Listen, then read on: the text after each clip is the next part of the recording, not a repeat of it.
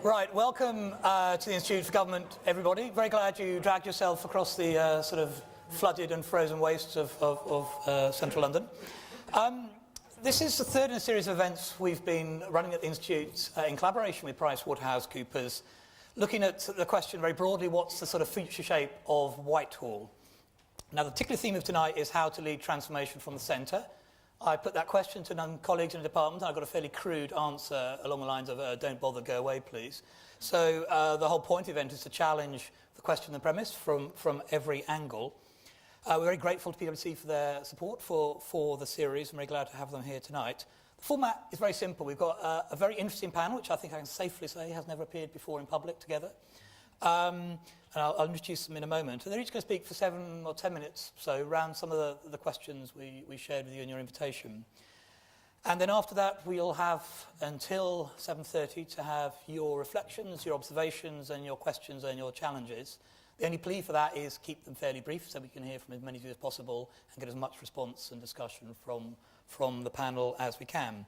As ever in this room, it's a public event on the record.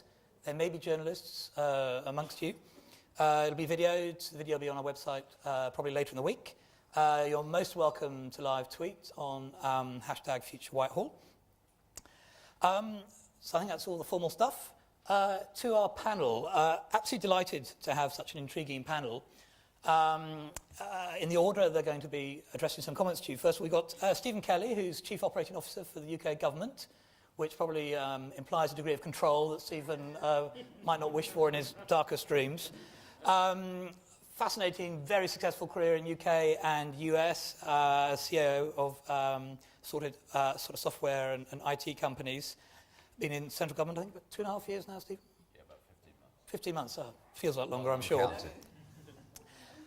Sara Weller, who, like Stephen, is on the Civil Service Reform Board. She's on it as one of the non-executive directors of the Whitehall Department. She's a lead non-exec director for DCLG. Has a portfolio career at the moment, including board-level positions on United Utilities and HEFGI, at which point you can boo if you'd like to. A fascinating, again, very successful private sector career, turning around Argos in the early noughties and previously working in Sainsbury's. So fascinating range of experience, but having been engaged and connected with the civil service and the current reform programme. Then we have Andrew Turnbull, who, with apologies for slight vulgarity, has swung all ways around civil service reform. Obviously very experienced Perm Sec, running Department of Environment and whichever other letters passed by whilst he was in charge there. Permanent Secretary of the Treasury, and then Cabinet Secretary and Head of the Civil Service when both roles were combined. Again, extensive portfolio career now. So given some people say, well, the Treasury is both the solution and the problem to civil service reform, and half of civil service reform seems to be trying to reform the role of the Treasury. It'd be very interesting to hear from someone who's been on both sides, been in the Treasury, hopefully helping reform, but also been in the Cabinet Secretary trying to drive reform from there. And then finally, Lord Adonis, who I think is probably the epitome of driving reform from the centre. Number 10 policy unit, noted for academies. I'm very curious his reflection whether it got easier or harder when he went over to the Department for Education, where he became Minister of State on the same agenda, and obviously previous director of the Institute for Government. So that's the panel. I'm really looking forward to what to say. Stephen, would you like to kick off? Yes, I would. And really pleased to be along tonight. I think in terms of why I'm here, and many of us are here in the civil services, we feel incredibly proud to be in the British civil service. We would class it as the best in the world. However, I think we've got a way to go in terms of the ambition of how we can deliver much better citizen services in a different way, and that's what I kind of want to talk about. Some of the things that may be interesting is, with 30 years experience in the private sector as a chief executive of public companies in the US and the UK, my reflections are, in terms of the cycle that we go through, is you kind of know nothing's new. So if you're in a company in the private sector and you have a profit warning, the airtime's about restructuring and centralisation. If you're going gangbusters and have phenomenal growth, then you're talking about acquisitions, you're talking about conquering, going expanding, all these sort of things. And the balance does shift and the pendulum swings. So I want to bring that into the context of where we are around this program. But fundamentally, there's nothing new. And if you go from Fulton in '68 to FMI to all these initiatives, there's been huge pressure on us within the civil service to ever up our game. And that's where we are now. Around this latest iteration, we're probably honestly in the foothills of where we are vis-a-vis the reform program, maybe 3-4 years into the latest 10-year iteration. It's difficult. You know, driving reform, changing organisations, there's probably a greater aptitude towards the status quo. And we need some of the best talent, I believe, and I'd probably maybe be controversial here, words like central control is pretty sterile because they don't capture the essence of what we're trying to achieve and what problem we're trying to solve. Now, what we're trying to achieve actually is support departments in terms of transforming justice, in welfare reform, some pretty big major agendas that matter to the country. At the centre, what we want to do is work really collegiately and responsibly to support them. And there's 3 things we care about, I guess, in the Cabinet Office at the centre around the efficiency reform elements. One is, can we improve public services outcomes for secretaries of states, taxpayers and citizens at the same time as running public services at a fraction of the cost of the old world? And wouldn't it be nice if we achieve a third thing of shift the needle in terms of the spend that we put into the economy into UK companies and SMEs, whilst respecting, obviously, procurement law and Brussels. So it's kind of those triple whammy, you know, public service improvements, lower cost, and also support UK growth. Now, within civil service reform, I think, as I said, there's a great sense of pride. The areas we're looking to drive, and I'll come back to this because I do think they're fundamental, is really upping our game to be best in class, not just around the world of governments, but also comparing ourselves with the private sector. And I would be the first to say that we've got some way to go around digital skills, around running projects to time, to budget, to quality, around the commercial skills. And I'll touch on those in a second. So they're the key essence of we at the centre in terms of working in partnership with the Treasury to support the departments to deliver their significant reform agendas. Now, a couple of things I'll say as well. My experience of the private sector, and it's no different here, is typically there's a few home truths. Number one is A-class policy with B-class implementation typically is inferior to B-class policy with A-class implementation. The beauty of life is if they're connected, okay? And I think there's a whole host of work around open policy initiatives to bring that much better aligned. Then the second thing is, and again, it's the same in the public or private sector, ambiguity tends to be the enemy of execution and successful execution. So one of the things we've worked a lot on is the role of our relationship with the Treasury at the centre, the role of our relationship supporting the departments, and being very clear around roles and responsibilities. Because we have slightly an advisory role, but also there is some delivery capability that we're seeking to build up and ultimately to reside in the departments. So clarity is everything around that point. And then the third point is, as we've sort of said in opening comments, there's little new in this agenda. Now, where we started, though, and I've been here, as I said, 15 months, is I think phase one of the programme has almost been put to bed, and we're now moving into a different phase and a very different emphasis. So phase one with any programme involves normally some centralisation and some pragmatic view. And what we've done under the leadership of Francis Maud, who put the programme together, is probably 4 key elements of the strategy. You may have heard some of this before, so I'll just whiz through. One is standardization. So a key area of standardization, a good example of that is what we've done around the digital services for publishing. There used to be, 80,000 URLs. Now we have one website, which is GovUK, where you can go and renew your driving license, and that is the portal to the nation. Good outputs are customer service now is 80%. In terms of satisfaction. Secondly, it takes about 1 million hits a day. And thirdly, it runs at about 75% less cost than the old service. So it ticks all the boxes. And by the way, it was built with a load of SMEs in the UK.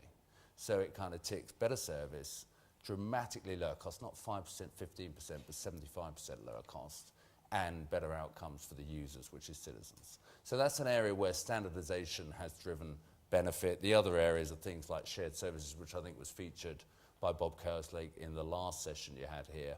Again, a tremendous cross-departmental team put together a program that had been talked about in the strategy from Sir Peter Gershon from 2004 and delivered a massive program successfully in 9 months. So I think there's some early successes where trust is building and confidence is building and momentum is with us. Second area is aggregation. You probably had some side of the controls and some centralization there, but the key aspect around this is aggregation of where common sense makes most play. So things like aggregation of purchasing photocopiers, paper clips, and the expansion of the commercial program on volume goods and services. Overall, just to put it in perspective, central government and its agencies spends about £40 billion a year. £40 billion a year, 2.5% of UK GDP. So if we can actually invest that wiser to deliver more for the departments, where aggregation makes sense, use aggregation, and then respect where we've got best-in-class people in MOD, for example, to buy specialist things like tanks, planes, etc., or DFT around trains, then that's probably the right model. So again, around this aggregation, you should take away one size does not fit all. I think there's a growing level of pragmatism about what makes sense. Third area is really leveraging the crown. So there has been a probably seismic shift in terms of our relationships with industry and the crown being represented cross-departmentally and cross-government. And it's leveraged some benefits. So you've seen the successes of the MPA, our Major Projects Authority, where we've taken project successes up from about 30% on time on budget to about 70% today and yielded about £1 billion of savings, 1.2 billion. The other areas around fraud, error and debt, the major commercial reform program. So there is leverage around the Crown acting as one.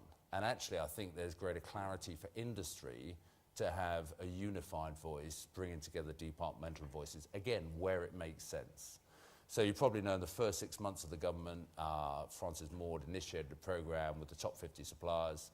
Good news for the taxpayer is we saved about £800 million in 6 months of supplier renegotiations. And again, maybe it sent some shockwaves, but for phase one, at the time, that was the right thing to do, and I'll come on to where phase two takes us. And the final thing is around innovation. When I grew up in the UK back in the 60s and 70s, government was the innovator. It's remarkable. In terms of the sequence of innovation, government was number one in the US and UK, industry was number two, and the poor old consumer was way down. You know, if we got access to a telex at a wedding, we were lucky. With the advent of iPhone, Apple, and the consumer dominant technology that sits here today is completely shifted on its head. Our view within government is we want to regain that spirit of innovation in everything we do. So we're innovating great citizen services, things like nudge, but actually fundamentally changing the way and the relationship that we can use both with industry and innovate better practice around commercial, digital, and all those key agenda items we're pursuing. So I think the other thing that's shifted, which is positive, is our relationship with Treasury is pivotal, and we want to provide a really functional corporate centre and make sure things happen where they make most sense. Let me just briefly talk about phase two, and then we can pick up some questions subsequently. So phase two is, I think, a subtle shift, but really important shift. We talking about Cabinet Office being in service of the operating departments. So the operating departments are departments like MOJ, Transforming Justice, Rehabilitation. So the whole language we're using is how do we build our capability in especially commercial skills in helping run really significant complex projects on time to outcomes delivered for the stakeholders and the Secretary of State, and make sure that we really raise the game around the capability agenda to increase the level of pride we have in the civil service. So being in service has a slightly different emphasis. And again, I said at the beginning, I think it is a bit sterile saying the centre does this, departments do that, because if we're in service, it would be like a functional large corporate where we're in service, supporting the departments and allowing them to be successful delivering for their stakeholders. The key thing dependent on that is relationships and trust, and they come through delivery. So, you know, some of the wins we've had in phase one, I think has built the credibility and the relationships, particularly at DG level, within the civil service. I think is very strong, and there's some great operational people in departments doing fantastic programs. The other area I'd like to just say is, you know, commercial common sense. We've got this, you'll hear lots more about it when it's formally launched, of CCS, Crown Commercial Service. I like to think of it commercial common sense. Driving common sense into everything we're doing commercially. And it's not just buying and procurement, but it's down to managing demand, coming up with specification that industry can work with intelligently and deliver benefits, rather than maybe sometimes in the past, you could argue, where we've gold-plated everything, maybe boiled the ocean, spent way too much time on procurement. So we've made some strides on this. So examples would be the bid cost to industry, we've shrunk. So in 3 years, it's gone down by about 60%. So 220 days average procurement in 2010, now about 100 days. It's not good enough. I'll be the first to hold up my hands and say we want to do better. But if you go and talk to industry, they'll say dealing with government is better now, but we've got some way to go. But having significant bid costs out there makes no sense for us. And actually, it hasn't resulted in us getting better outcomes. So we're much better spending time refining requirements intelligently with industry to make sure we can deliver quick wins that make a material difference to our stakeholders, and actually investing probably a little less time on that procurement cycle and just following the process and applying greater judgment. So there's a whole raft of commercial reforms, but our agenda around MPA, which is the Major Projects Authority, around the commercial agenda and the digital agenda, is about enabling the departments to be in service to the departments. We've built up great capability at the centre with people like Mike Bracken, who you probably know, David Pitchford around MPA, and Bill Crothers around the commercial agenda. But now the shift is really being in service of departments to help them and do things like recruitment hubs, so we get the best people now. We've got people like Mark Durnley sitting in HMRC, working with us to drive a tremendous digital strategy for HMRC. So ultimately, it's quite a subtle thing, but I think it's really important. The ownership of the reforms, whether it's transforming justice, has to sit with the department.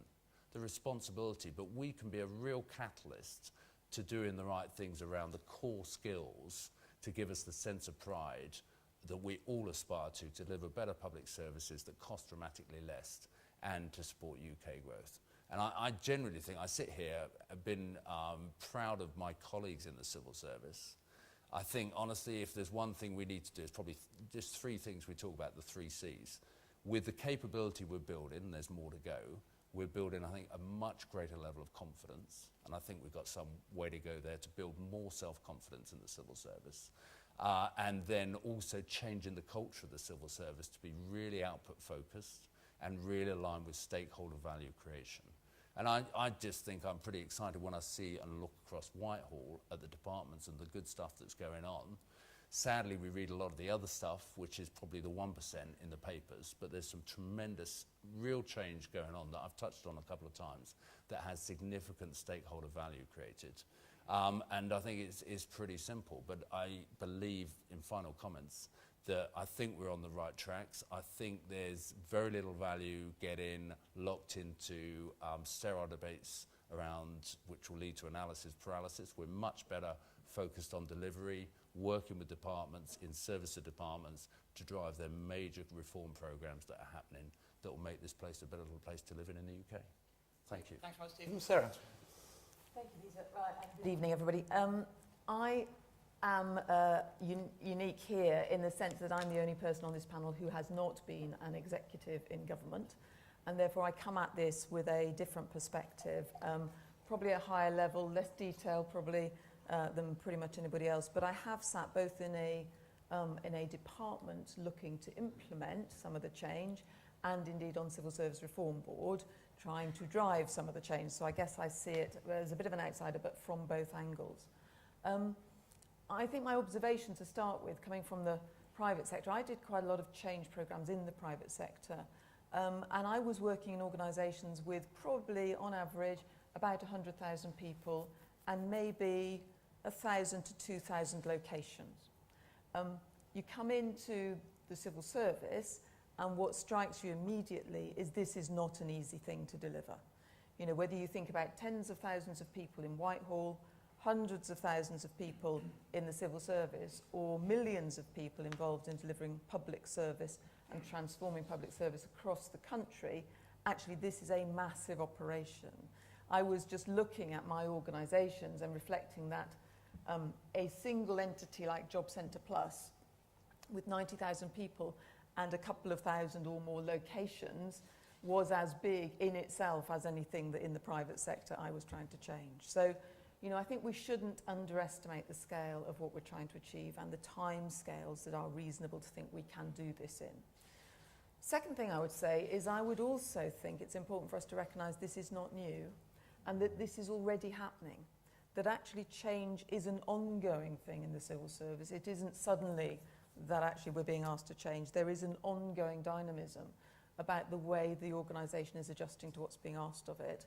And therefore, this is a point in time where we're corralling change, but change is an ongoing activity.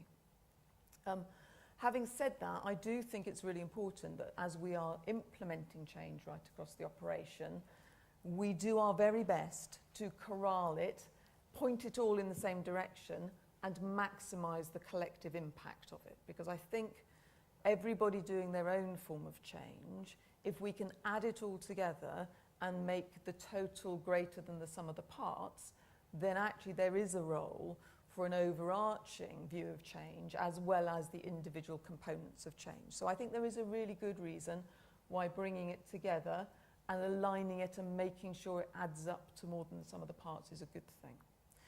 I also think that it's vital at the moment that the change that we're implementing goes as quickly and to the maximum potential that we can have, because there is no question the country is up against, you know, really tight fiscal constraints. And I think it's also true to say that citizens' expectations of government are changing for all sorts of reasons, partly technology, which you've talked about, but also I think a lack of trust in the political system and expectation that they will have access to more information, more ability to make choices, better services for less money, because that's historic, you know, that's what they're expecting from every service provider that they work with. And therefore I think what we change in the civil service at the moment has to reflect what citizens are expecting of us and the fiscal operation, the fiscal constraints that we're sat within. And I do think that one of the most important things that we bear in mind in civil service reform that we've been talking about on the board and the change programme generally is that actually we must make sure we see change as a means to an end. This is about delivering better government, better outputs, better services for citizens at lower cost, in partnership with people, not done to people, and that actually by focusing on transforming justice or transforming health or improving outcomes in any one of the departments that we run, actually that's the goal. We're changing to make ourselves better able to deliver outcomes. We're not changing because it suits us to change or we fancy a change or we think it would be a nicer place to work. We're doing it because the quality of our outcomes demands that we operate differently because the circumstances are different. And so I think for all of us in thinking about change, the most important thing I think is to start with a view of what is the outcome we're looking to deliver better than we deliver today, and therefore what do we need to change to be able to do that. So in the context of, as Stephen described, us moving into phase 2, I just had sort of 3 observations about what I think works well when you're leading big-scale change that might be worth us thinking about, making sure we've got nailed down as we go into phase 2. The first thing for me is about setting up the change and setting the stage properly, creating a single message with one voice, which means all departments, civil servants and politicians speaking the same agenda. That really simply describes what it is we're trying to change and why. And when I was doing change early on in my career, one of the things that was quite interestingly said to me that I hung on to all through the change programmes I ran was it's really important to have what was described as an elevator speech. Something that if you get in the bottom floor with somebody, by the time you get off at floor 5, you can have described to them what you're planning to change and why it's going to result in it being a better place to be at the end of the change journey. And I don't think yet, across the whole of the change, across the whole of the government, I think we might have it in some departments. Some departments might have articulated that to their own satisfaction for themselves, but I don't think across the piece we've got that story. And I don't think until we get that, we can't be sure that all the dipoles are aligned and pointing in the same direction, and I think that's quite important as we set off on phase 2. So that's, that's set the stage, make sure we're all pointing and talking with one voice. The second thing for me is then about assembling the cast of players, the people who are going to go and deliver this in department, making sure that we have recruited across the organisation at the PermSec level and further down into the organisation, people who will really absorb that vision and go and make it reality in their departments. Because this won't happen from the centre. Change does not happen in the centre, it happens in the operations. And it only happens if people in the operations have been recruited into a mentality that says, I believe where I'm going, I know what my part is, and I want to make it happen where I am. And I think that process of making sure everybody's lined up against the same goal and recruited, if you like, to deliver it. And then I think standing back, because I think there's a really important piece here about trusting people to deliver. Once the goal is clear and you're sure that people are signed up for it, I think then there has to be a degree of trust and a degree of stepping back, because only those people can deliver the change. Nobody else can deliver it for them. And the more you sit on somebody's shoulder whilst they try to do something, the more they revert to letting you do it for them, and the less they do for themselves. And I just think you have to be brave and step away at that point. And I don't think perhaps we've stepped away enough, but I think your description of phase 2 is that there will be more setting of a framework and stepping away, which I think will be good for seeing things implemented. And then I think the third part for me is the centre has to be really clear then what its role is. If it's stepped away and it's created a framework, it should be participating only where it significantly adds value by doing things together. I think our default position should be that we do stuff in the departments because that's where life happens, that's where work gets done. But where we can add value, either by having specific skills, by providing expertise, by providing the ability to share services and so reduce costs, then great, let's do that at the centre. But let's really be challenging about only doing stuff in the centre that adds real value, not because it gives us a sense of comfort in the centre to have our hands on the levers, which I think just diminishes the ownership that people will feel in the operation. So that's it for me. I mean, for me, the most important things that I would hang on to is change is a means to an end. It's not an end in itself. The end that we're aiming for here is better outcomes, better service, lower cost, more involvement of citizens, better government, better results for the people who live in the country, and that the change is only what is required to deliver that. So I think that's the first thing. And it's really important as a measure of success, I think, that the sum of the parts that's happening in the departments adds up to more than the sum of the parts when we look at the total programme because of what is added by the centre. But it's a support to the real world delivery. It's not the game in itself. Sarah, thank you very much. Andrew? There are 3 components to this headline here. Whitehall, transformation, led from the centre. And I think I disagree with all 3. Let's start with why Whitehall and reform of the civil service is unhelpful. If you focus on the civil service is around about 400,000 and falling. That's less than 10% of the public sector. Whitehall is what, 40,000 perhaps. The Mandarinate, 4,000. If you look at how public services are delivered these days, they can be delivered by civil servants who work in departments. In effect, they can be delivered by quangos, public agencies, other parts of the public sector like local government, the health service, regulated companies.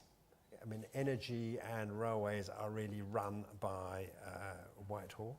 The private sector can be a contractor, i.e. supplying inputs into the civil service, and it can be, in say Capita, Serco and G4S, it can be the organisation which delivers services. So I think the concept should really be on public services, whoever is the delivery agency. And I think it's a bit of a dead end to just focus on the civil service. Transformation. There is an implication of transformation that someone has come along and found an organisation that's fundamentally failing. And if you listen to Margaret Hodge on the Today programme and her search for publicity, that's the message you get. This is not true. It has transformed, it has changed itself continuously in a whole series of waves. Since 2010, it has reduced its size by 13%, and probably it's the money it spends by more than that, and is delivering broadly the services that it did in 2010. So it's an organisation which has increased its productivity. I won't go too far into the contrast with the incontinence of the political cadre, which has increased enormously. This is something that improvement goes on all the time. I would think a better model, I was talking to an earlier meeting, the person I would go and talk to is a man called Sir Dave Brailsford. For those who don't know, he is the manager of the British cycling team, which is one of the best performing organisations in Britain. And he believes in a concept of marginal gains. And his view is you identify all those functions and activities which contribute to the success of your organisation, and you work relentlessly at them to improve them. And you don't simply find that there's one big thing or one big program. You just work at it, even to changing whether your cycling shoes are tied up with laces or Velcro. That's the kind of detail that they will go into. Then led from the centre. I don't think if you're looking at public services employing 5 million people in this country, it can be led from the centre in the sense of controlled from the centre. There are certain things that the centre has to provide, and starting right at the beginning is a settled basis of relationship between politicians and civil servants who are the first line in contact with them. We had a long debate over approximately 150 years, which was finally resolved in 2010 with the passing of the Constitutional Reform and Governance Act, where we enshrined certain key principles of a career service, an impartial service, serving the government of the day, recruited and promoted on merit and accountable to ministers. And we have a debate going on at the moment, which I think is a distraction, where there's an insurrection trying, only 4 years later, to try and unpick this settlement, which I think is extremely unhelpful. Now, the next thing the centre has to do is to create a sense of a settled and common, as well as developing this trust, then a common purpose, a few clear ideas of what it is trying to do, and to reduce the frenzy of pursuit of new things, new announcements, so that everyone who has any kind of managerial role or leadership role understands what the organisation is trying to achieve and what its priorities are. The next thing it needs is courage. Change, you have to be ready to withstand unpopularity. There are many examples of change which at the time, like railway privatisation, people said this was an absolute disaster, poll tax on wheels, etc., etc. When they've happened, people see the point of them. The key, the seminal work in this area is it's a book, but maybe it started as a kind of essay, a book by Julian Legrand called Knights and Knaves.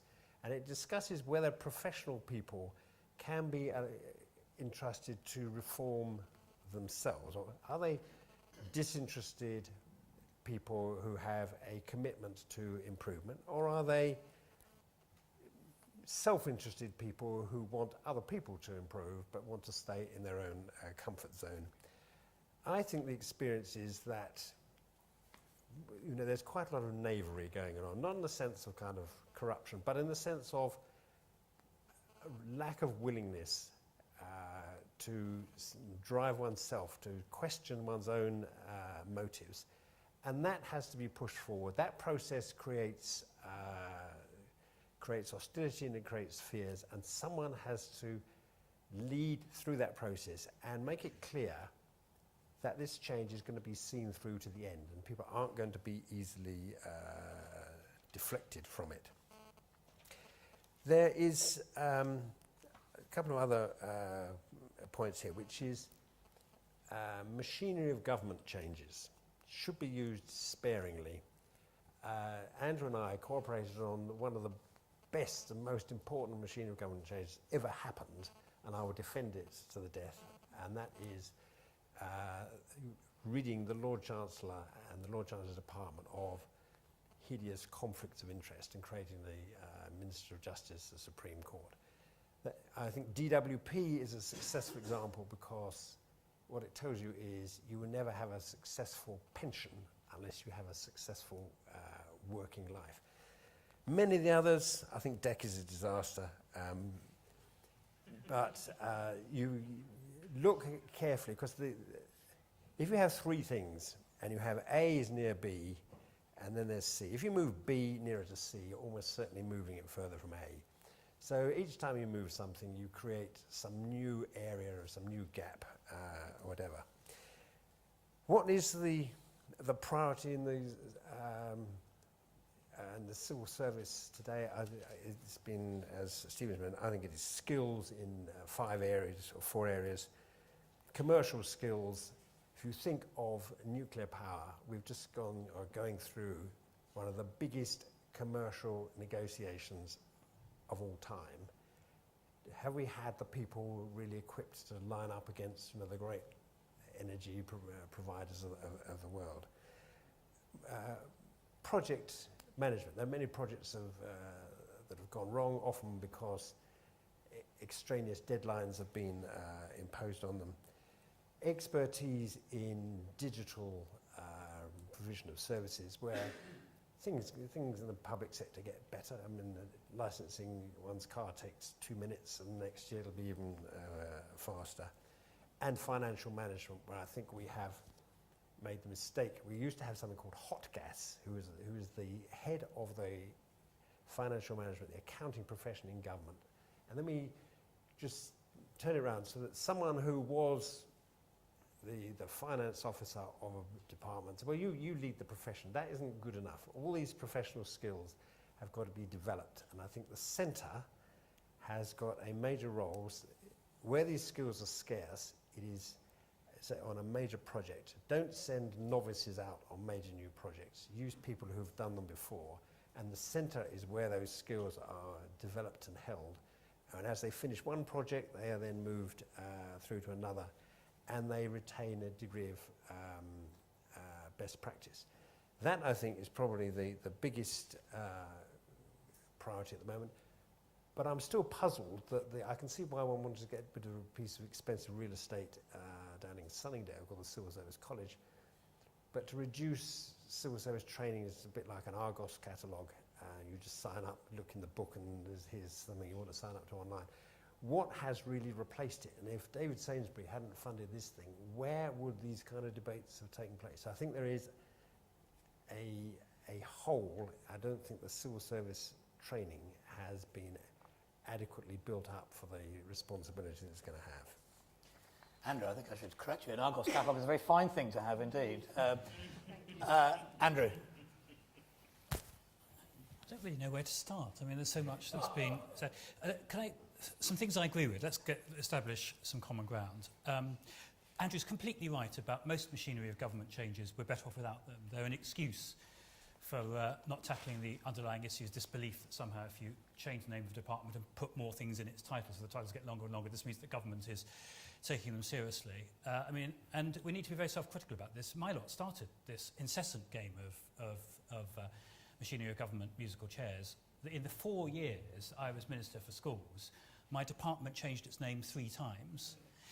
It ended up something called DCSF, Department for Children, Schools and Families, which I can only remember even when I was making speeches by remembering the mnemonic Department for Curtains and Soft Furnishings. Not a good idea when even the ministers have difficulty remembering the name of their departments, telling other people. Now, what the big idea of these reorganisations was that we needed to concentrate on a holistic, there's a load of waffle usually, and I mean, there's a lot of stuff that Stephen said, because I'm a bit removed from it now, which may be brilliant, or it may just be a load of waffle. I'm not sure. I mean, we all want these much stronger corporate services and all that, whether it, and everything he was saying, I completely agree with. Whether it's happening and all that is the thing that needs obviously to be tested. But the idea of creating this department, it would be holistic. It would look at children's services in a holistic way, because we have children's social care and social welfare together with schools, and everybody's on the same floor. They'll all start talking to each other. This will then produce a big change of mindset outside and all of that. However, because they didn't want this department to be unduly bloated, and we wanted a guy who was heading a department called DIAS. Now, don't test me too much as to what DIAS stood for. Department for Innovation, Universities and Skills. Is that right? That lasted, by the way, that lasted 1 year. Before that was then amalgamated into something then called... it wasn't called BIS originally. BUR. Department of Business, Universities... Enterprise Regulatory Reform, which then became BIS. So we're having a wonderful conversation here about the dramatic improvements in central government to deal with the challenges facing the nation. But when it came to my department, what I was primarily concerned with, the education systems, I suddenly woke up one day to discover that the three sets of institutions that you need to have a decent education system, schools, further education colleges and universities, I mean, you know, they've been around as institutions for quite some time. Suddenly, we're all in different departments. Suddenly, in the cause of holistic, integrated policy making. So, when I wanted then to try and get a joint initiative on the funding of post-16 education, which only happens to be one of the biggest challenges that the country faces, which is how do we actually get people to stay on at school and do worthwhile qualifications, this involved a kind of summit between two departments. In those days, the Cabinet Office didn't really exist. I'm glad to see it's now been reinvented, and we have a chief operating officer. We had never had one of those in my day, so clearly there's been a further dramatic improvements. But trying to bring this together then became a total nightmare, because you then had two departments. Universities then, and which only happened to be the pinnacle of the education system, are hugely important in setting the value structures and all that. And one of our principal objectives as a government was to significantly enhance university opportunities, promote progression from school through to university, then again became something between two different departments which didn't fit together. So I can entirely agree with Andrew on that. Some aspects of modernisation are required. One of the reasons why we did this reform, which Andrew referred to, forming the Minister of Justice, is we had this ludicrous situation which was literally out of Gilbert and Sullivan or the Middle Ages, whatever you wanted, that the person responsible for running a good part of the criminal justice system in the country, and also the whole court system, was also the Speaker of the House of Lords. So as well as being the person who appointed all the judges in the judiciary, I mean, you couldn't make it up in terms of not just conflicts of interest, but the incapacity to run an organisation properly. So I agree with that. I agree entirely with what Stephen said about the need to strengthen the corporate centre. In my day, there effectively wasn't a corporate centre, and there was no, I mean, the services that he's referred to, standardization, much stronger emphasis on digital services, shared services, aggregation, leveraging the Crown, the MPA, all of that. The issue there, I think, is whether he can get a relationship with the departments that works, that is seen to add value, isn't seen to be territorial, and that works. So at the level of generality, I agree with what's been said. The test is what difference it's making on the ground, and whether indeed we are, you know, the reduction in numbers of officials is, as Andrew hopes, leading to productivity gains, rather than just a massive escalation of incompetence and incapacity to act. And at the moment, I'll be quite frank, it's unclear to me which of those is the case. But let me just report from the department I know best, which is transport, because I was responsible for running that for this inordinately long length of time, 18 months, which for a minister in the British system of government is a near eternity. So I did see what was going on there. Well, what's happened since this reform programme, and I hadn't read we're in phase 2 of the reform programme, but before phase 1 started, what's happened in those 4 years? Well, in 4 years we've had 3 secretaries of state at transport.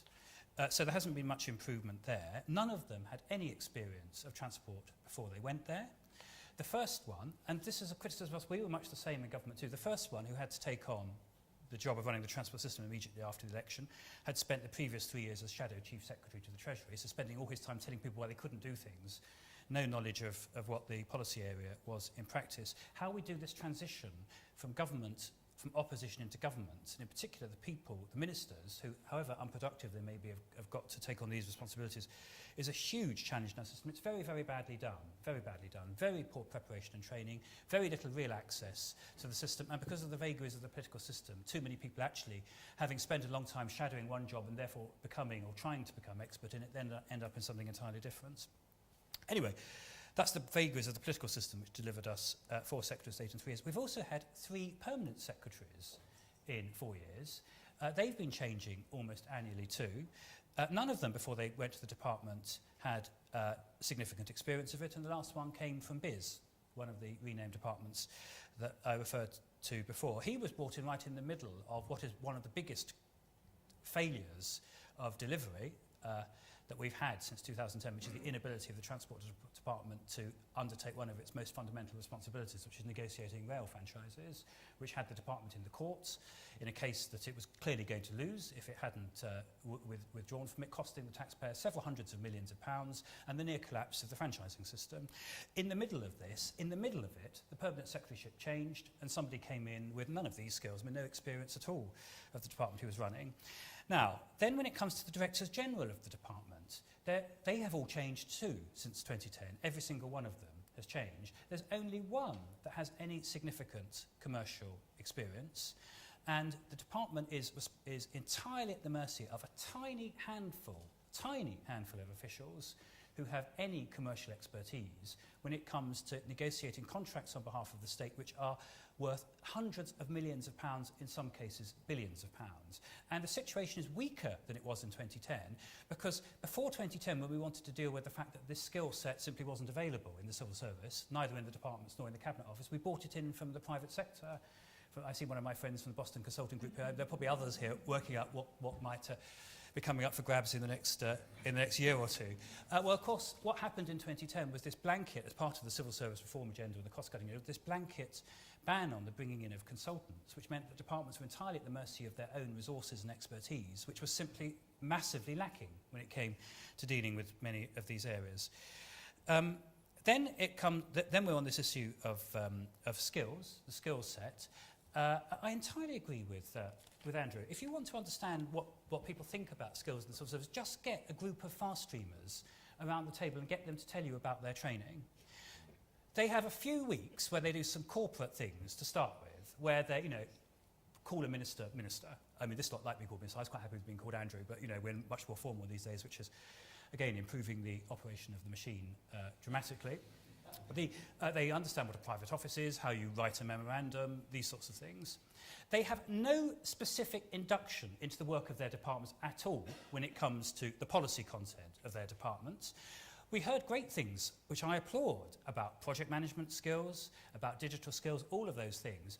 Great if you can produce a central resource which has them. Wouldn't it be good if you actually had some of your fast streamers who were recruited because they've got them to start with, or systematically trained in developing them in the way that consultancies, accountants, other mainstream employers do, which simply doesn't happen in the civil service. After you've done this initial training, which used to take place at Sunningdale, I don't know where it happens now, Sunningdale's been sold, I assume in the QE2 Centre where they all meet for a few weeks. After that, there is nothing. There is this catalogue. There's no proper assessment of what training is undertaken by who, what skills people are expected to develop as part of being an agent of the state, and very little career development. And indeed, in some ways, what's happening now is even worse, because at my day, at least you develop some expertise in your department by working in it for a reasonable period of time. As I understand the new fast stream, you're expected to change jobs every 6 months into different departments.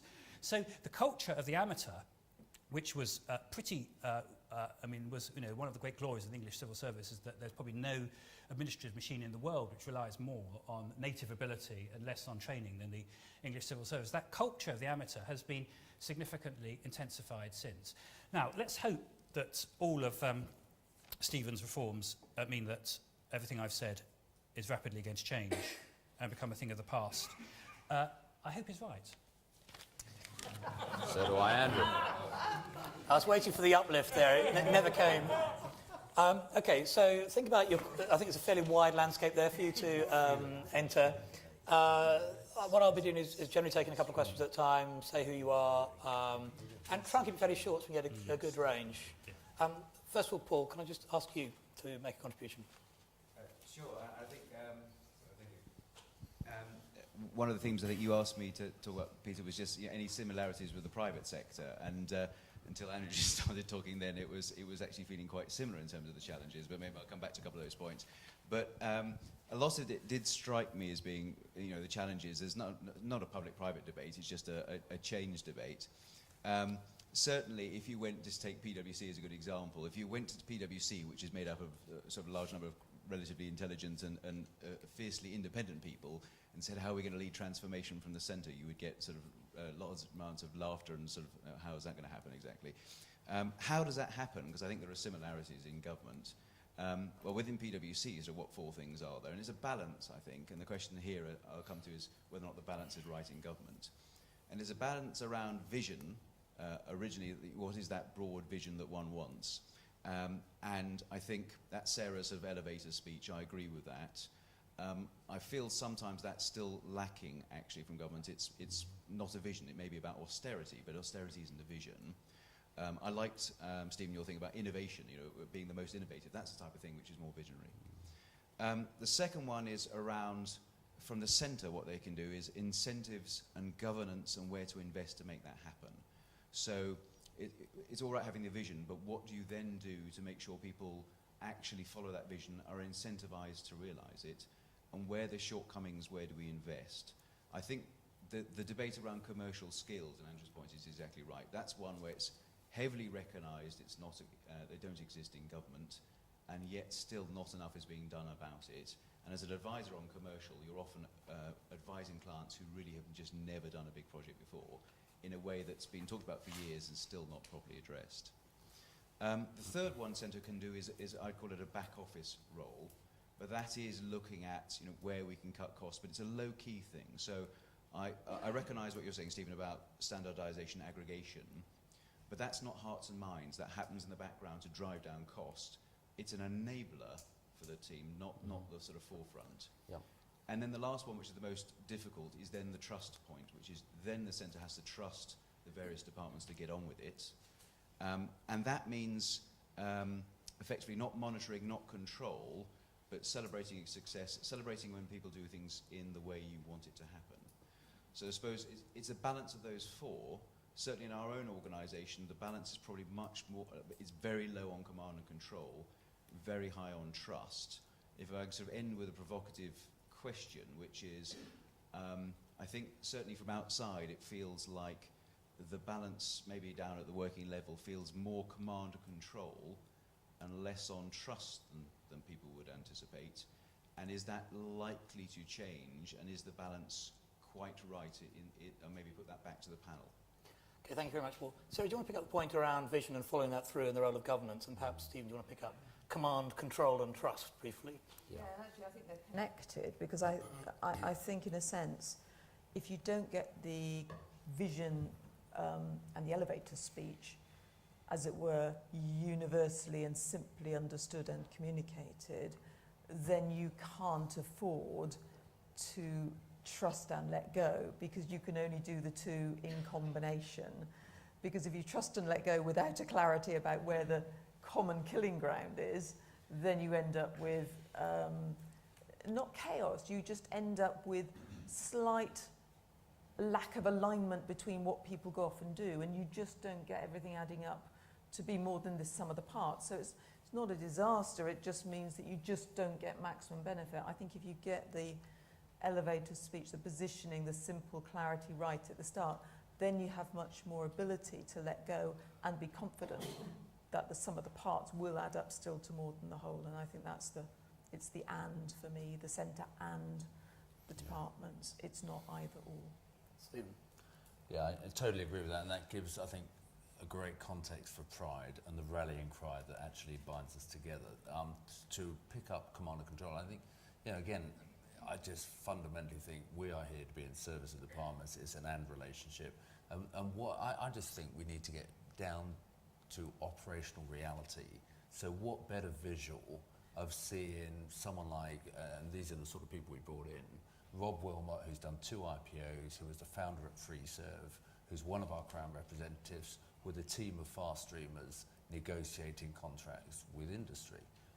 Ian Tyler, the former chief executive of Balfour Beatty, now chairman of Bovis, with fast streamers. So not only do they get, well, what we're trying to do is shift the needle, deliver outputs, work with departments, but also bring the next generation of commercial expertise, where they're working with people who've got 30 years private sector expertise. So we do the job, deliver the results, but also bring the team with us and dramatically upskill. If you're a fast streamer, you're 23 years old, you're sitting in the room with 2 chief executives of a FTSE company and someone like Ian. What a great learning experience that is. So that's the university of life in reality in the civil service. And that's what's happening all over the place in terms of the commercial, the digital agenda, and also how we assure better projects get delivered. Okay, I've got 3 questions. So at the back there first, then you, and then I'll come to you. Right? If you just say your name and try and keep them relatively brief, we'll take them in threes. Thank you. It's Clive Bates from Counterfactual. It's unavoidable, I think, the impression that there might be a huge gulf here between the rhetoric and the reality of reform, following the contributions from Lord Turnbull and Lord Adonis. So I want to put it to you, how will you know that you're being successful with this transformation? I mean, how will you evaluate it? How will you hold yourselves to account if this is what you're trying to do? How will we know, what does success look like? Thank you very much. Gentleman there. Sorry, I have a couple of points to make. The first really is being picked up by Lord Adonis, but talking from experience. First of all, I was chair of Job Centre Plus. It was interesting that Sarah mentioned Job Centre Plus for 6 years, 2006 to 2012. We had 7, if not 8 or 9 secretaries of state in that time. But nonetheless managed to take Job Centre Plus through the recession, sorted out the vast increase in people that came through the front door, eventually with fewer and fewer people, largely because of expertise within the organisation itself, not with the politicians, who tended to get in the way and got ignored much of the time.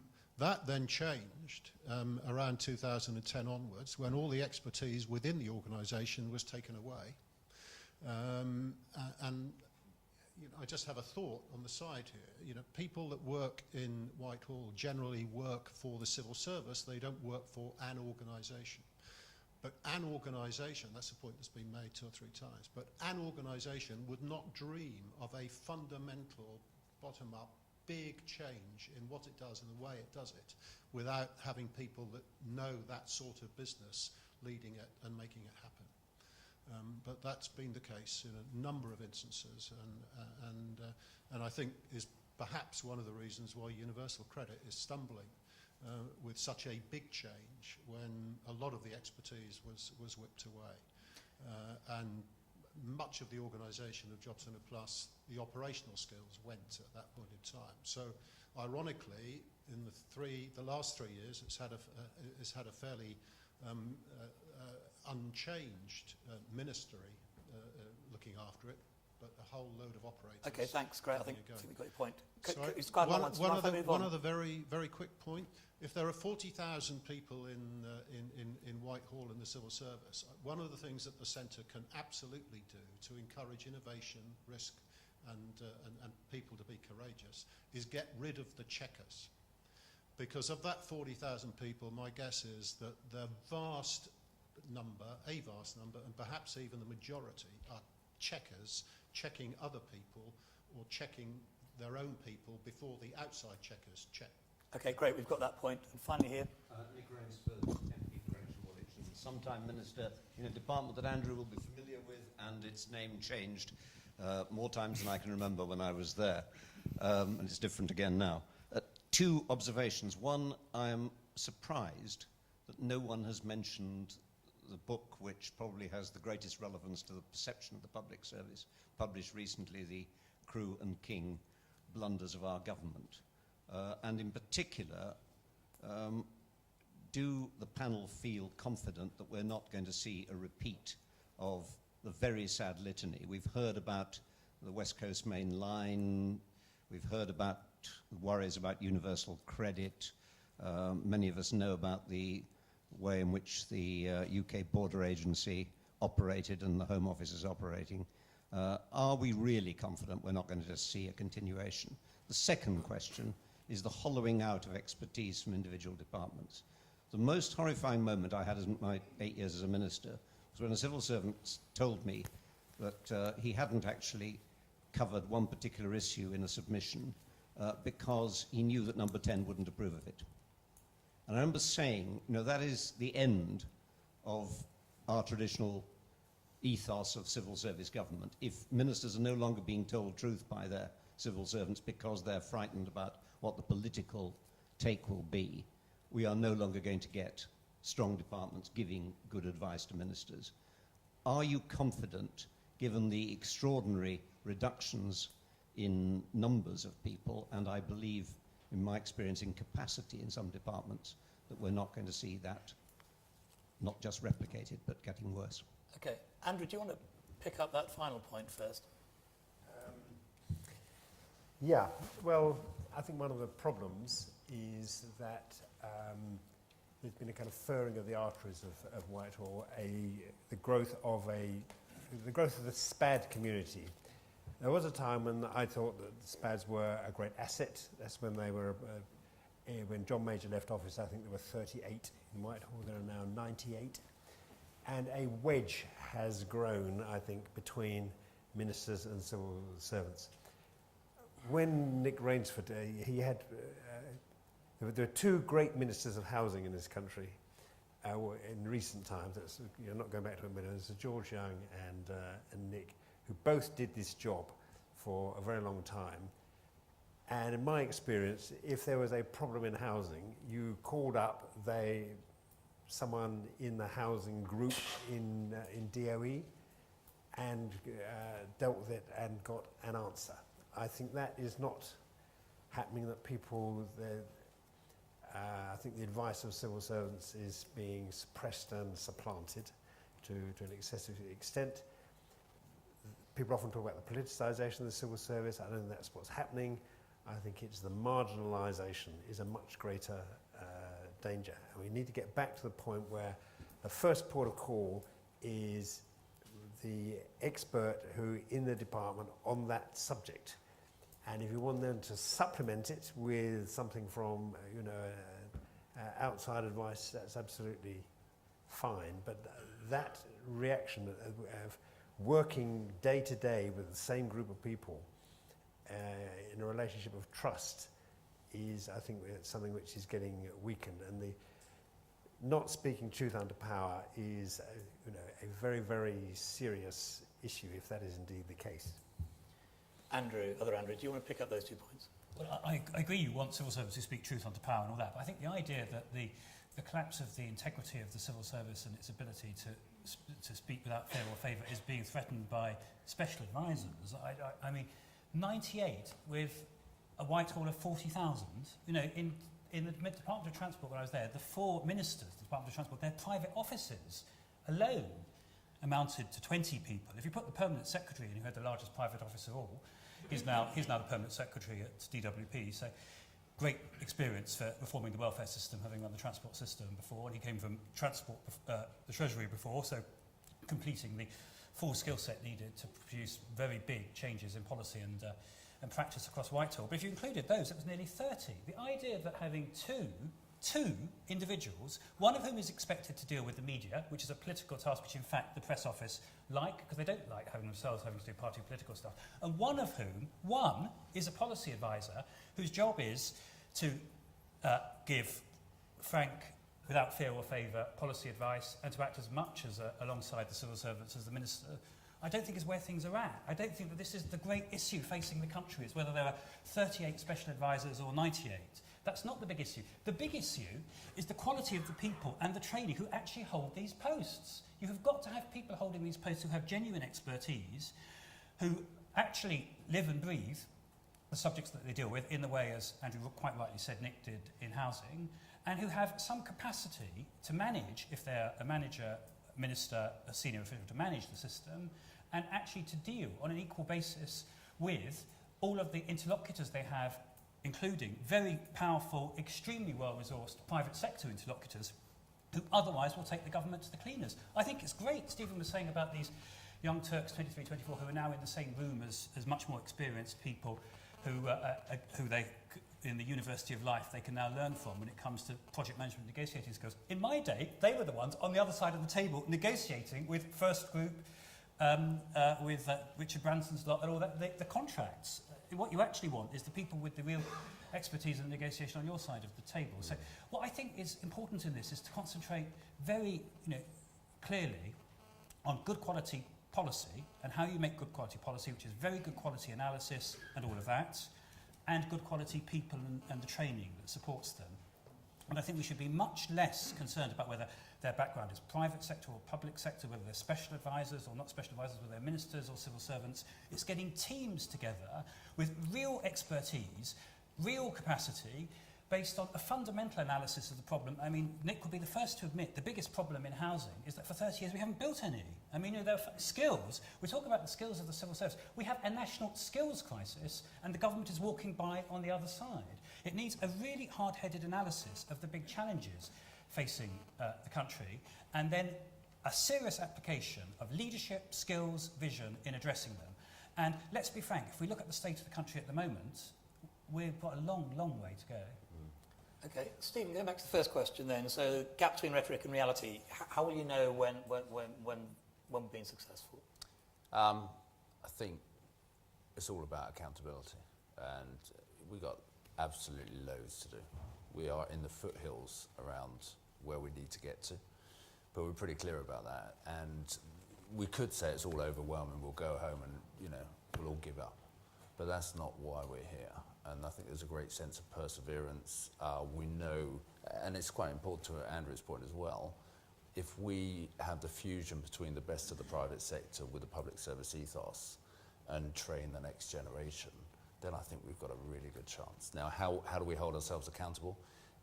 Supporting a much more performance-based culture. So no doubt about impartiality and the civil service values, but things like, just pull out my briefcase here, if you want to come along, you can come along to an Analyst and Investor Day, effectively where we hold ourselves accountable. I'll show you all our KPIs around some of the public services, the digital services, improving MPA, things like the MPA Academy up at Oxford, the Commission Academy where we've got a charter to train 2,000 people on better commercial skills, and we'll show you where we are. Last quarter, I'll share every quarter, so we've got a 3-year business plan that the Minister Francis Maud signed off. I think to the point where you've got strong alignment between the ministerial team and across Whitehall, absolutely it helps execution because you've got great clarity, without a doubt. I think we're in a situation where we've got that. And then to us, last quarter I'll share with you, we achieved 9 out of 12 of our objectives. This quarter we've got 16 objectives. We publish them to all our people. They're available. If you come outside our office, they're all up there, red, green, no ambers. You either did it or you didn't do it, simple as that. And then you hold teams accountable for performance. You celebrate success and hold the stars up. And there's nothing greater than I'd love than to put Lynn Homer on a pedestal, Mark Sedwell, and say fantastic digital services delivery in HMRC, Home Office, and we are the enabler in service of their success. So, but to do what I'm saying culturally is a big shift. And I don't underestimate the challenge ahead. Okay, just very briefly, to pick up the question in the middle, Sarah, about going about, if you're changing an organisation like Job Centre Plus, is this the kind of way you'd go about it, the kind of context? Well, I think the point about change being done by people who have expertise in what's being changed, I think is absolutely fundamentally right, which is one of the reasons I'm so of the mind that actually the change itself is driven from the departments. And I think the only other thing I would say to the point about measuring success is I think we should be asking ourselves whether we're right to be asking the Cabinet Office to be measuring success, or whether actually we should be asking departments to tell us how they're going to measure success and how they're going to improve their outcomes.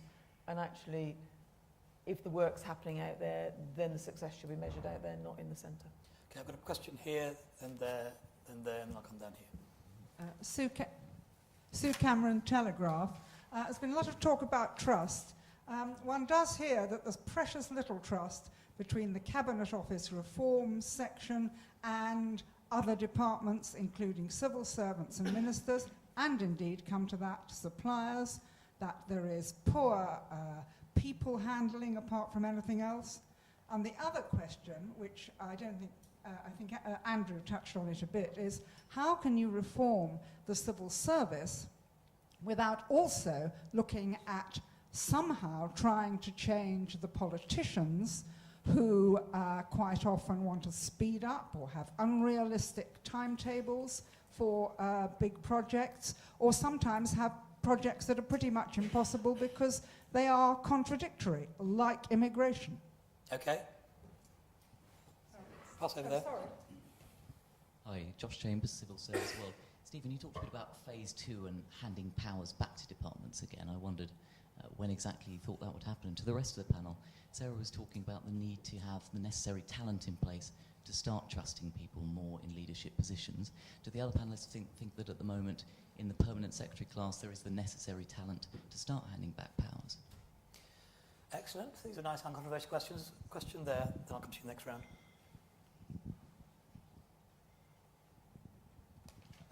Tom McNally, just finished being a minister. I've got to congratulate Lord Turnbull and Lord Adonis for their imitation of Waldorf and Statler in The Muppet Show. You know, those two old grumpy guys who've seen it all, done it all, and don't like what the modern world is. I must say I'm much more encouraged by this end of the platform than that. That's just an observation. The other is the reality that we operate in a 5-year political cycle, where what Stephen and Sarah have been talking about takes much longer. And how do we, perhaps Waldorf and Stadler can suggest, how we get some buy-in of continuity to carry through the reforms that the panel has identified against the reality of the political system in which we work. Okay, more respectfully, would our lords like to comment on those sort of 2 points about the 5-year political cycle and implications for that, and what's possible, and also this question about talent in place to lead reform, looking at civil servants on the one hand, but what about politicians and ministers and how they work? So, Andrew would like to. Well, there are two parts of the Maud agenda which seem to be grating against one another. One is extending ministerial choice, and the other is the recognition that it's actually rather a good idea to have the head of the organisation around for 5 years or so, which implies that if there is the Prime Minister exercises his right of reshuffle, the Minister doesn't immediately say, well, I want a different Permanent Secretary, or bring the one I had before. The continuity, that's the whole purpose of the civil service, is to provide that continuity, and if it isn't providing it, then we have a problem. And the fact that something like 16 out of the 17 Permanent Secretaries have moved, we get often throughout out of dissatisfaction of the Minister. What we have is a lot of attention on whether the Minister appoints, but actually most of the controversy is actually about disappointing. And I think we ought to be putting more focus on the fact that people in these senior posts should stay long enough and should be there to handle transitions and pass their expertise on. In other words, I think it would be a mistake if you have a kind of 5-year term for a Permanent Secretary and it is the same 5 years as the Parliament. That's precisely what we don't want. We want the two kind of alternating. Okay, Andrew, do you want to pick up? Is there talent amongst Permanent Secs? Can I take up Tom's point about stability of machinery, improvements in the machinery of the civil service and all that? There's nothing that Stephen said that I disagreed with. The issue, and all the reforms he's talking about, which are basically reforms to the competence and capacity of the system, I think are very worthwhile, and provided they work, I can't think that a new government would want in any way to change them. Shared services, aggregation, leveraging the Crown, a big enhancement of project management skills, standardization, a big improvement in digital skills. All of that I think is fine. The bit which it may be that Tom and I disagree with, perhaps because he's been in government a bit recently, and I've been through this phase myself, when you, for a few years after you come to government, you're very, very defensive about the record of what you've been engaged in. It was done brilliantly in my time. It really was. I mean, the transport system. Did you remember that everything started going wrong in May 2010? Before then, the trains all ran on time. Fares never increased. The comfort of the trains was brilliant, and there were never leaves on the line. So there is this tendency. The big thing I think you need to focus on, which is and when you've been in government a period of time, it's getting this real sense of urgency, which is after all, what the politicians representing the public are supposed to be there for, is what reform is about. Now, for Stephen and his colleagues, reform is rightly about making the machine work better. That's absolutely right. We need a machine that is as competent and has as high capacity as we can get it, and the more they can do on that front, the better. However, people like me, representing the public, what our job should be is reform that actually changes the country for the better, dealing with the big challenges which the country faces, which aren't being met at the moment. So, to the question which is on my briefing, to reflect on lessons on how successful reform might be led from the centre, the reform which we should be concerned about is not the reform of the machine. We need people like Stephen and Andrew and Sarah to be concerned about that. What we need to be concerned about is what are the 4 or 5 really big things that need to change in the country if we're going to deliver on behalf of the public. Housing. You know, the peak year for housing construction in Britain since the war, 1968, a net 435,000 houses completed. Last year, it was barely a quarter of that. Surprise, surprise, we have a massive housing crisis. People in large parts of the country can't even afford to get on the property ladder. And what is the political class doing at the moment? Let's say it's got a way to go to get this established with the urgency and passion that's needed to get a response. Now, let's hope when the politicians get to the right place, and there's a whole list of things I could go through, including, I mean, I think Tom would be the first to admit that the criminal justice system could undergo some improvement. That last prison I saw that was open, I think there were a few problems there, weren't there, when that one opened, though perhaps Tom thinks it was all perfect. Getting these things sorted out is what the politicians are there for. They should be focused with some expertise, and how you get politicians with expertise is a big issue, real passion and consistency on those, and then we need the machine to deliver the skills to actually make reform possible in this great state of ours. Stephen, the question about phase 2, when's the power handback come in? Language is important. Power's not a word in my vocabulary. Okay. It's all about us being in service of departmental success to support them to deliver for their stakeholders. And we clearly identified, commercial, we know what needs to be done. That process is starting, so there's some great conversations going on with MOD, with MOJ, the larger departments, where, an example, people like Mark Durnley now in HMRC came through the recruitment hub, Mike Bracken sat on the panel, likewise Kevin Connaughton at DWP, they're the digital leaders. So very clearly we're supporting departments around the capability agenda, around the core skills, and helping them get the best of class out in the private sector, if that's the case, and sometimes in the civil service. So effectively it's in flight now. And I think generally, I think rhetoric is important, language is important. Our role is to be very inclusive. I think we've made huge strides with Treasury in terms of being a more functional corporate centre. That relationship's critical. Having one voice. When you're driving reform and change, you want consistency of communication. You want the rallying cry, the vision, but then it's all about execution. And now I think you can see, whether you look at my civil service pension, you look at shared services, you look at some of the digital things with GovUK, there's enough out there to say, actually, heads are starting to turn and success has many followers. And the other point, 400,000 people, will we get it right every time? Absolutely not. You could help us and provide a more balance, so it's not always the front page when we deal with the 1% of stuff that goes wrong. Because we've just got to be grown up about this. We are not going to get everything right every time. You could come back to me and I would put my hand up and I'll take a kicking, because we're not going to get it always right every time. Because the scale of the change across department, whether it's justice, whether it's welfare reform, they're massive change programs. And having led it, whether it's Argos, Sainsbury's, now in the public sector and the civil service, what I would say to you is come in to meet the team, spend half a day with us, because you'll meet fantastic civil servants who passionately care, want to make a difference, get up early in the morning, work long hours, and have got a tremendous sense of public service ethos. And I genuinely think we've got a chance of pulling this off if we take the best of the commercial skills and digital skills and project skills and over time show you that we're delivering more successes than the occasional hiccup, which will happen, yeah? And we're on a path to success. And then things like ministers get greater confidence that we can deliver and policy can be executed and implemented successfully, not necessarily at the speed of light, but with a great bias for action, rather than, you know, the culture here at the moment is probably more risk aversion because people worry about the Daily Mail headline. But what we want to do is shift it to say, let's take measured risk. Let's bring some experienced people who have done this many times before around the table. Let's isolate that risk, mitigate it, deliver some quick wins, deliver iteratively, deliver momentum, and then you start moving people towards successes. And then I think generally you can support the government of the day in terms of driving policy implementation much more professional. I've got 4 questions stacked up which I at least want to hear. And can someone on the panel decide who wants to take on Sue's challenge about sort of trust and is it kind of broken between officials and ministers? Okay, so can I briefly, okay, I'll make sure we pick that up. So question there, then 2 there and 1 here. Greg Rosen, Consultant Director at Reform. Both Lord Andrews rightly emphasised the importance of improving and valuing expertise and skills.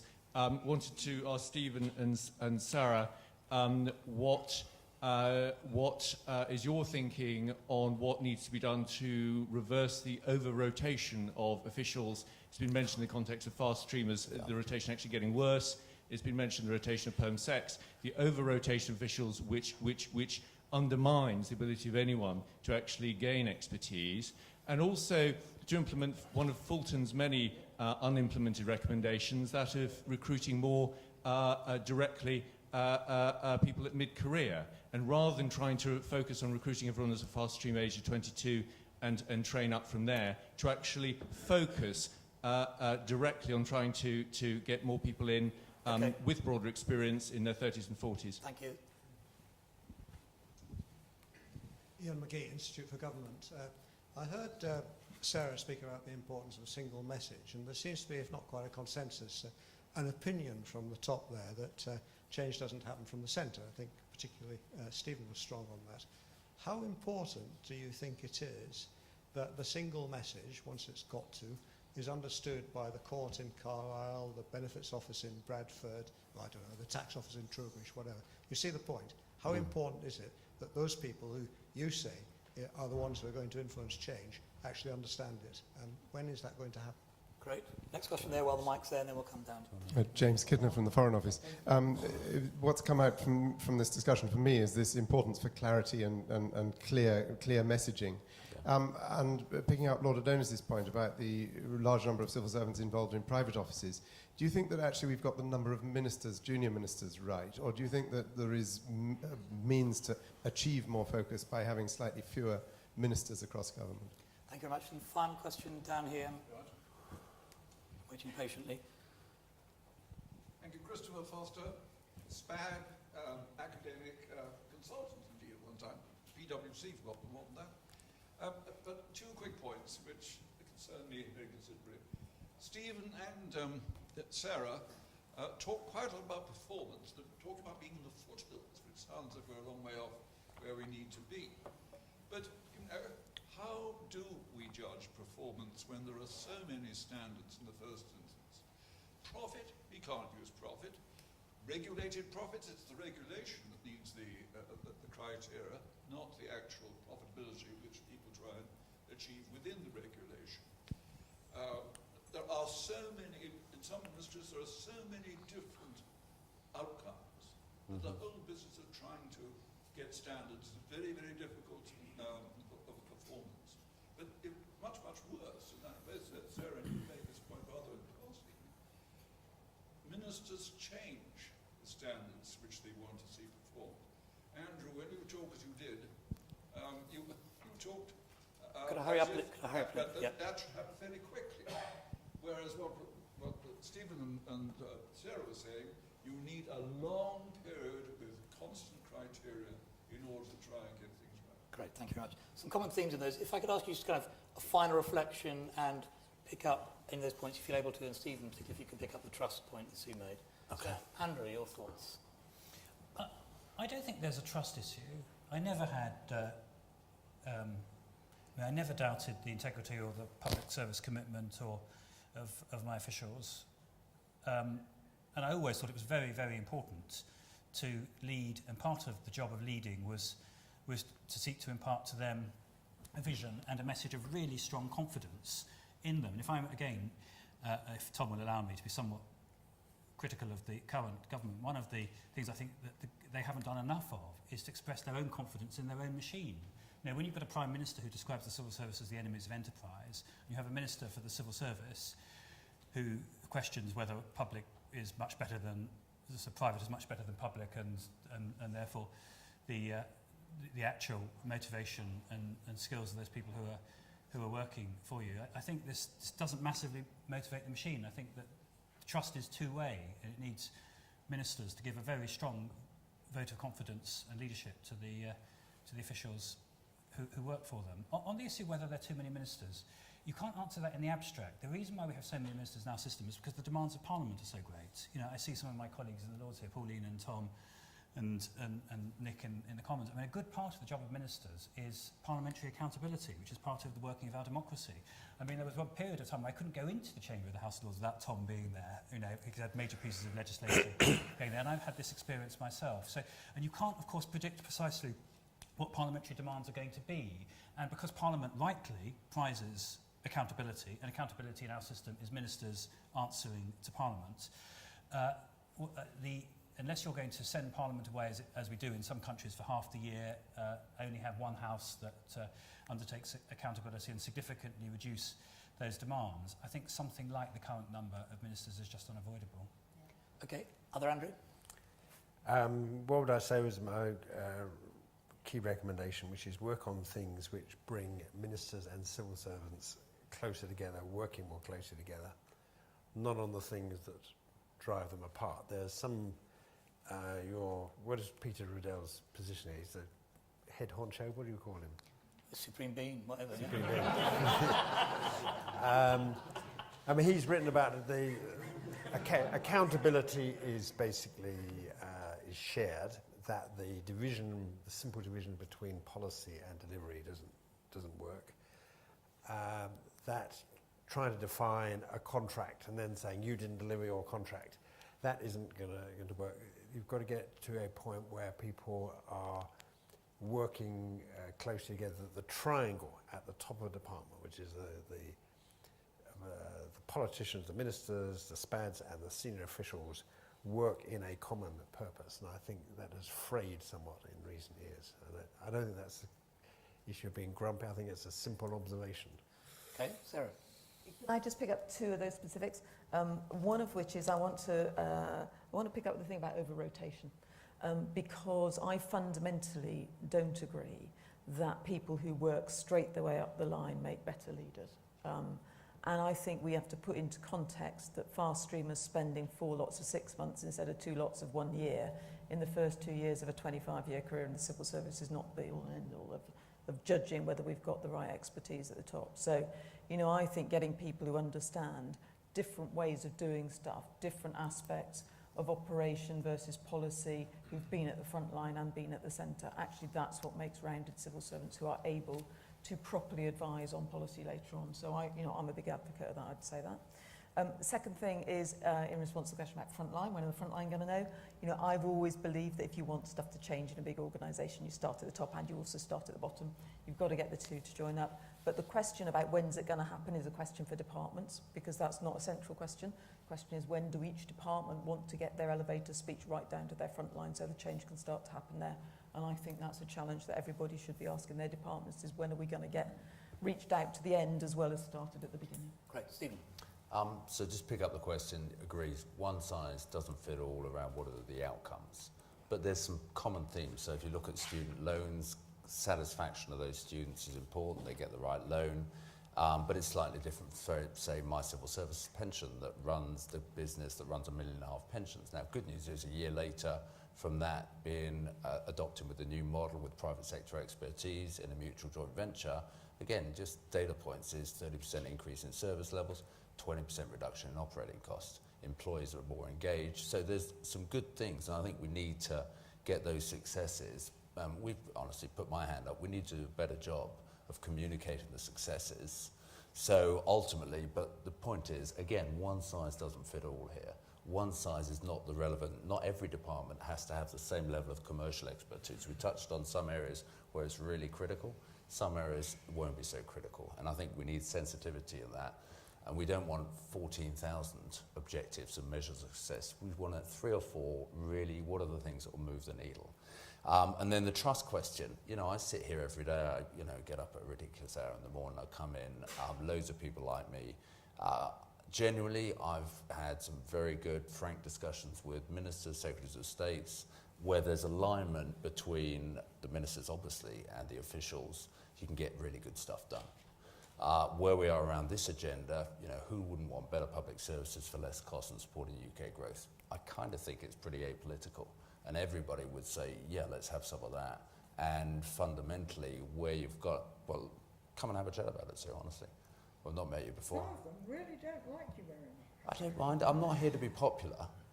No, I don't mean you personally. I mean the Cabinet Office approach to reform. Well, again, I will promise you, of a civil service of 400,000 people, will you go and find a load of people who could be critical of me? Absolutely.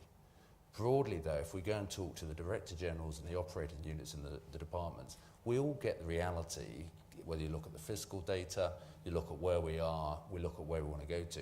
I think we're all totally committed of having the highest level of pride in the civil service and taking what is the best civil service in the world to the next level. Great. Let's stop it there and carry on the conversation with our legendary sort of snacks and drinks outside.